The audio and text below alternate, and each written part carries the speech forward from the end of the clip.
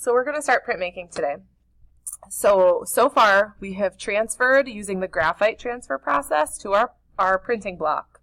And then we drew and Sharpied what we want to keep and what we want to carve out. And this is our stamp, or it's also known as our printing plate. So this is what we're going to be stamping on our paper. Okay, so we use the carving tools to carve out everything that was white, and we left all the areas that we left black with the Sharpie. So after all those lines and shapes are removed and you've got all that figured out, we're going to start printing. So we're going to put this to the side, and we are going to go to the printmaking station, and you're going to use the tray, and you're going to use what this roller is called as a brayer. So if you're following along on the guided notes, that would be number 6. This is talking about the roller, which is also known as the brayer. So this will be at the printmaking station, and you're going to keep this stuff at that printmaking station. So we're going to roll out the ink after we put about a dime size amount on there. We're going to roll it out, picking this up and rotating the plate so that we get a nice even layer on the ink tray. So you want to roll this out so that it's evenly coated, and it's going to start to sound sticky, and that means that you have a good amount of ink. So when it's making that sticky sound and it starts to look like an orange peel, that means that you have a good amount of ink.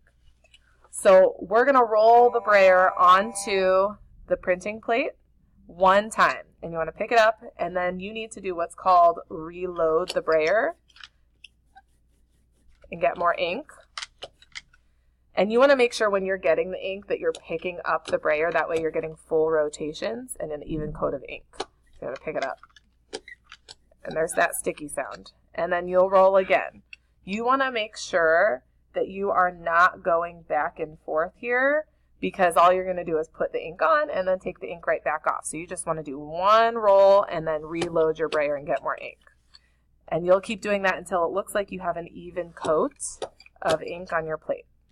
So reload, there's that sticky sound, so you have a good amount of ink, and then re-roll until you have an even coat on your printing plate. So you can put your brayer back, and when you put your brayer back, when you're not using it, you want to make sure that you put your brayer on its back like this. You don't want to lay it down on the printing plate or on the ink tray like this, because your brayer will start to get flat spots, and that will affect the way that your prints look. So you always put the brayer on its back. So once you have the ink on your printing plate, you're going to get a practice sheet of paper, and you're going to gently lay the paper right down on top of the plate, and then use the sides of your hands, not your fingertips, use the sides of your hands to transfer the ink to your paper. And you want to make sure that you're pressing down firmly, but you don't want to move the paper, pick it up, or make it move at all, because then you'll get a smudged print. So you want to make sure that you're carefully keeping that paper in place. Go all the way to the edges, don't neglect any areas, and then you will peel this off. So what you want to make sure you're doing is leaving that paper there so that your registration is correct. So registration means that it is on the paper straight, it's within the marks that you made to make sure that it's where you wanted it on the paper. So registration is very important. And then also if you move it, it will get blurry or smudged. So you want to make sure that you are keeping that very carefully on top of your stamp.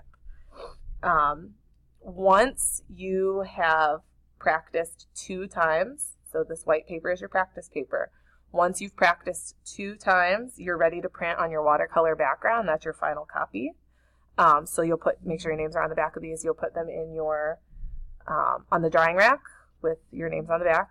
And then to clean up, everyone kind of has to help clean up. So your stamp needs to be washed in the sink and dried, and then returned to the basket. And then also the brayer, remember the brayer is the roller, and then the ink tray also needs to be washed. Make sure that all the ink is removed from the sides of the brayer. There's no ink left on the rolling part of the brayer, and then all the ink is washed off here till the water runs clear, and you're going to put these in the strainer to dry. So like I said, all of your prints, your 2 practice prints, make sure your name's on the back, and those are going to go on the drying rack, and then wash your brayer tray and your stamp and return it. And you are going to be ready to print on your final paper. If you have any questions, make sure you ask 3 before you ask me, and I'll be around to help you. Go ahead and get started.